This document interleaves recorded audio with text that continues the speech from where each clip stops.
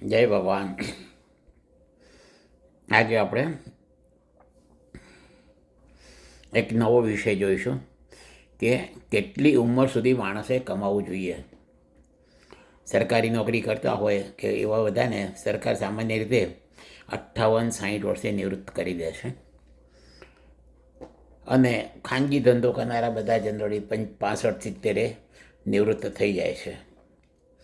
તો પહેલાં તો હું એક ઉદાહરણ કહીશ અને પછી કેટલી ઉંમર સુધી કમાવવું જોઈએ એનો આપને ખ્યાલ આવશે. એક ગામમાં એક વૃદ્ધ કાકા ખેડૂત આખો દિવસ ખાટલામાં આરામ કરે અને દીકરાઓ ખેતી કરે અને ઘર ચાલે. હવે એક દિવસ એક સાધુ મહારાજ ભિક્ષા માગવા આવ્યા. એટલે દાદાએ વહુને 2 વાર બૂમ પાડી, ભાઈ મહારાજ આવ્યા છે, એમને કંઈક અનાજ આપો. વહુ કામમાં હશે એટલે મહારાજ ઊભા થઈ અને મોટું તગારું ભરી અને બાજરી પેલા સાધુ સંતોને આપી.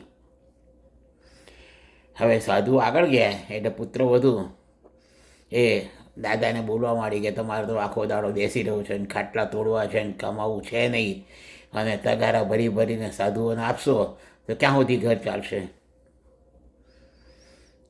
દાદાએ કોઈ જવાબ ના આપ્યો.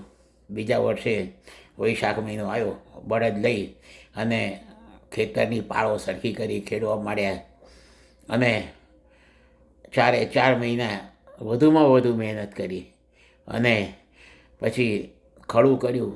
કારતક મહિનામાં સાધુ સંતો આવ્યા ભિક્ષા માગવા, ત્યારે દાદાએ તગારોની બોચિયું ભરીને બાજરી આપી. બોચિયું એટલે 1.25 મણ જેટલી બાજરી આપી કહેવાય. હવે આ સમયે તો પુત્ર વધુને બોલવા માટેનો કોઈ ચાન્સ જ નહોતો, કેમ કે દાદા કમાયા હતા, દાદાએ મહેનત કરી હતી. એટલે આમાં તો આ પ્રશ્નનો જવાબ આવી જાય છે કે જ્યાં સુધી શક્તિ છે ત્યાં સુધી કામ કરો. આવશ્યકતા ના હોય તો પણ કામ કરો. કમાયેલા પૈસાનું દાન કરી દો.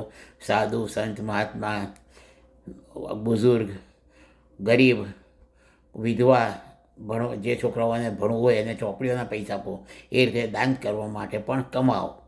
આવતું પાણી હશે તો તમે 4 ડોલથી નાશો, અને પાણી જતું રહ્યું હશે અને ઉપરના પાણીથી ટાંકીના પાણીથી આવવું હશે તો તમે 1 ડોલથી નાશો. એટલા માટે જ્યાં સુધી ભગવાનની શક્તિ આપી છે ત્યાં સુધી ભગવત સ્મરણ કરવું. 40-50% સમય ભગવત સ્મરણ કરવામાં કાઢવો, પણ વખતાએ થોડું કામ કર્યા કરવું. જય શ્રી કૃષ્ણ, જય ભગવાન.